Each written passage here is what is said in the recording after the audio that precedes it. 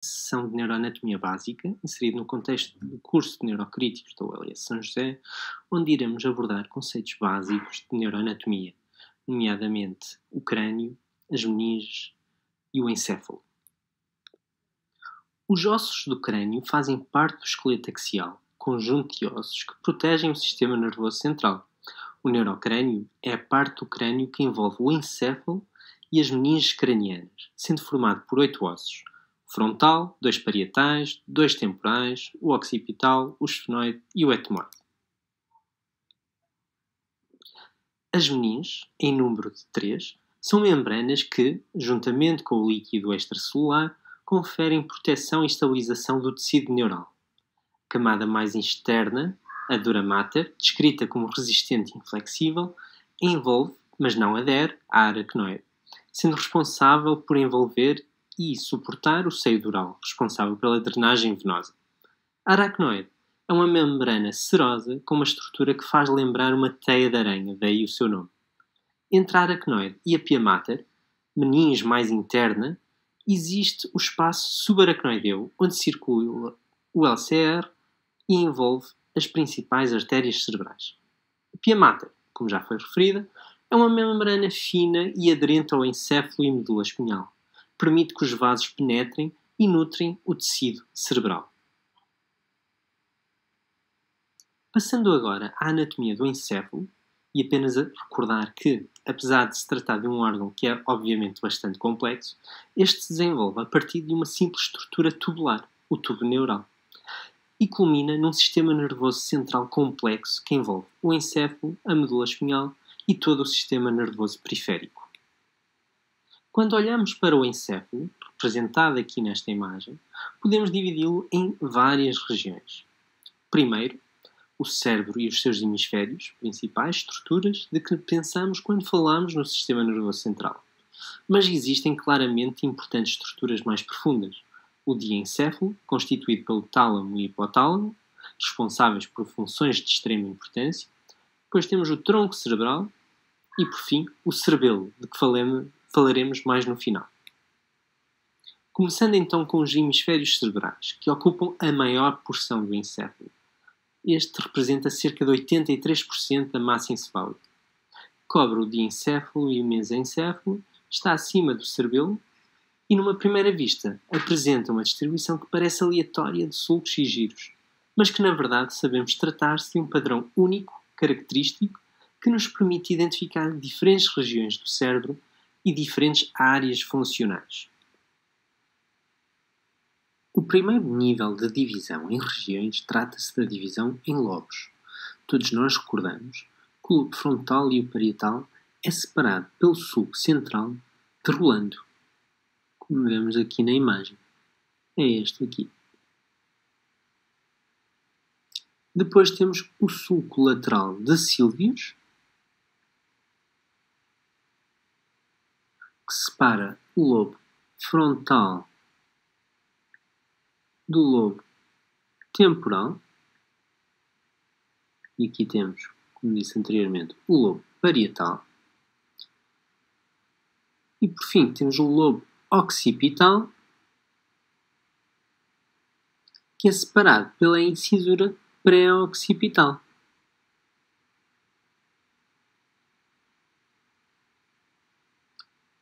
Temos ainda, por fim, a fissura transversa de Bichat, que separa as estruturas supratentoriais das infratentoriais. Se olharmos para a superfície superior dos hemisférios cerebrais, podemos então identificar os lobos frontais, parietais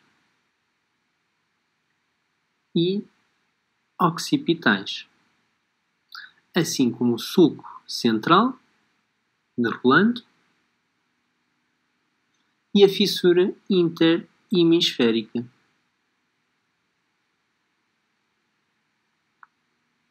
Na superfície ventral, identificamos os lobos temporais, o tronco cerebral e os hemisférios cerebelosos. Esta subdivisão dos hemisférios cerebrais tem, de facto, um significado que é funcional. Sabemos, por exemplo, que o lobo occipital é responsável pela visão. Como dá para entender, há muita anatomia complicada e a verdade é que a história do entendimento da anatomia do cérebro humano é longa e um dos primeiros passos para a melhor compreensão do córtex cerebral parecia ter uma configuração aleatória de sulcos e giros foi então com o trabalho do neurologista alemão Brodmann. Brodmann era um neurologista inteligentíssimo que viveu entre 1868 e 1918 e foi um dos primeiros que olhou com atenção para estas sub-regiões, verificando que, em termos histológicos, haviam diferentes tipos de células em cada área e começou a dividir o cérebro em regiões, resultando então no diagrama que podemos ver aqui na tela, que divide o cérebro em 52 áreas corticais histologicamente distintas. Ao longo dos anos, esta divisão foi aprimorada e hoje temos uma melhor compreensão do que Brodmann teria na altura. Porém, foi o primeiro passo para que pudéssemos entender que os hemisférios cerebrais não eram apenas uma configuração aleatória de giros e sulcos, mas que a sua conformação tinha função. A forma mais útil de olhar e perceber a anatomia humana é de facto através de uma visão mais funcional e não simplesmente estrutural. Dessa forma, e olhando aqui para a esquematização que temos no ecrã, podemos identificar o lobo frontal e dentro deste duas sub-regiões. Uma mais anterior, considerado o córtex pré-frontal, ok? Aqui a rosa claro, e uma mais posterior, que será a área motora do lobo frontal. Depois, imediatamente atrás do sulco central de Rolando, azul escuro, temos áreas sensoriais. Temos outra mais cá atrás, a nível do lobo occipital. Por fim, temos estas áreas mais azul claro, que são áreas de associação. Estas áreas são de extrema importância, porque muitas das funções cognitivas superiores ocorrem nestas áreas de associação. E o lobo pré-frontal também é, tecnicamente, uma área de associação. Por isso são regiões que recebem muita informação e as associam para que possamos ter uma melhor compreensão do mundo exterior. Vamos agora abordar cada região um a um, começando pelo córtex pré-frontal. Esta é a parte mais complexa e desenvolvida nos cérebros humanos. Digamos que é onde fica, de certo modo, alojada a nossa mente. Muitos dos comportamentos complexos, cognitivos, sociais e personalidade provêm do córtex pré-frontal. Provavelmente já lidaram ou tiveram contato com doentes que sofreram uma lesão nesta área e sabem como se tornam pessoas diferentes quando esta parte do cérebro já não trabalha adequadamente. O córtex pré-frontal é responsável pelas funções executivas e outras funções cognitivas de ordem superior, como seguir regras, multitasking, controle de impulsos, resolução de problemas. A memória de trabalho também está aqui alojada, o que explica que, quando há uma lesão nesta área, torna-se complicado para o doente que tem de se agarrar à memória de curto termo para reaver informação enquanto realiza uma outra tarefa. Na sequência de traumatismo crânioencefálico, o lobo frontal, incluindo o córtex pré-frontal e a superfície fronto-orbitária, são as áreas mais sensíveis à lesão, uma vez que têm maior propensão a moverem-se dentro da calote craniana. Daí observarmos, muitas vezes, este tipo de lesão nestes doentes. E isto é apenas uma breve introdução ao córtex pré-frontal. Passando agora à área a vermelho escuro, a porção mais posterior do lobo frontal, que é a área motora, constituída por múltiplas regiões. O córtex motor primário, que é a área de Brodmann 4, um córtex pré-motor, um campo ocular frontal e uma área motora da linguagem. São as áreas 45 e 44 de Brodmann. O córtex motor primário é provavelmente aquele do qual se recordam nos tempos de anatomia na faculdade, localizado no giro pré-central, anterior ao sulco central rolante. É constituído por células piramidais gigantes, motivo pelo qual Brodmann o identificou como região 4. Apresenta uma organização somatotópica e muitos se deverão lembrar do homúnculo motor, a ideia de um pequeno mapa do corpo humano no lobo frontal, onde as áreas mais laterais controlam os movimentos da mão, da face e boca, e as áreas mais mediais e superiores são onde a área da perna se localiza. Isto é importante sobretudo em doentes que sofreram um AVC ou têm um tumor. Com uma lesão mais lateral, esperamos mais uma parésia facial e do membro superior.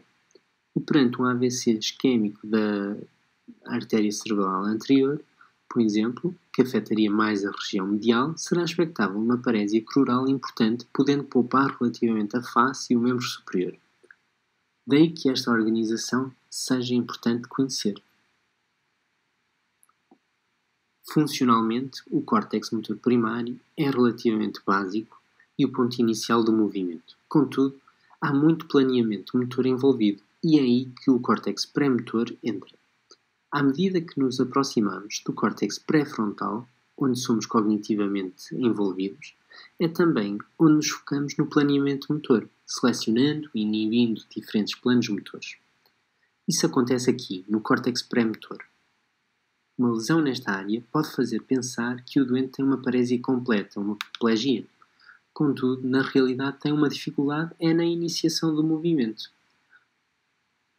Os movimentos oculares são uma função motora complexa e ocorre no campo ocular frontal. E por fim, a área de Broca é uma área de linguagem motora, uma área relativamente extensa, uma vez que a produção do discurso pode ser feita com a boca, mas também pode ser feita com a mão, língua gestual, e pode ser escrita. Logo, a área de Broca terá que ser bastante complexa e extensa. E não é por coincidência que se encontra ao lado da parte do homúnculo onde a boca e a mão estão. Agora, seguindo para trás do sulco central, chegamos às áreas sensoriais. Uma grande parte do cérebro é dedicada ao processamento sensorial, ao entendimento do mundo que nos rodeia e compreendendo os estímulos à medida que estes surgem. E grande parte disto ocorre aqui nesta área denominada córtex somatosensorial primário.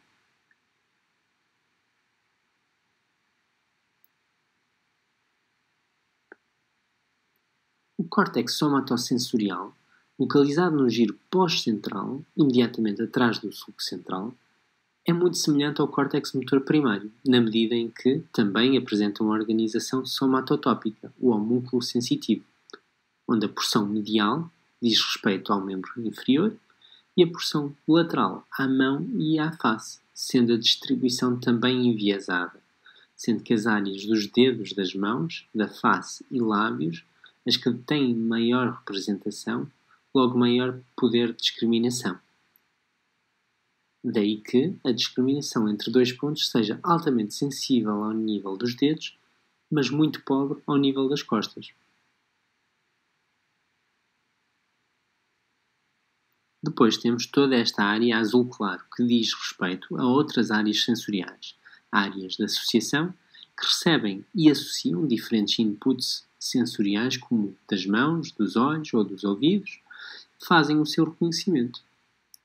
E depois temos áreas que vão receber a informação auditiva, como o córtex auditivo primário, no lobo temporal superior, áreas que recebem a informação de paladar, córtex gustativo, junto ao teto do sulco lateral, áreas que recebem informação do equilíbrio, córtex vestibular, ao nível da ínsula posterior, no fundo do sulco lateral, áreas que recebem informação do cheiro, córtex olfativo, no lobo temporal medial, e áreas que recebem informação da visão, córtex visual primário, a nível occipital. Daí que faça sentido que estas áreas de associação sensorial estejam no meio, nesta área temporoparietal, a receber toda esta informação, a processá-la e a compreendê-la. Agora, a visão é deveras interessante, uma vez que assenta na superfície medial dos hemisférios cerebrais, pelo que, quando observamos a face lateral, surge como uma ponta cá atrás. no polo do lobo occipital. Mas quando observamos a superfície medial,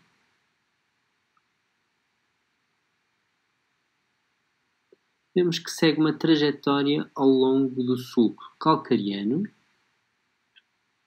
um sulco importante mesmo no meio do lobo occipital. Trata-se da área 17, o córtex visual primário. Recebe a informação visual vinda dos olhos, por meio dos tratos ópticos, passando pelos tálamos e depois pelas radiações ópticas até chegar ao lobo occipital.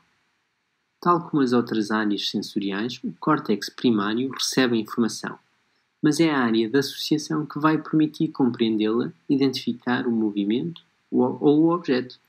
A informação segue do córtex visual primário para a área da associação através de duas vias distintas. Uma dorsal, que vai para o lobo parietal, e uma mais ventral, que vai para o lobo temporal.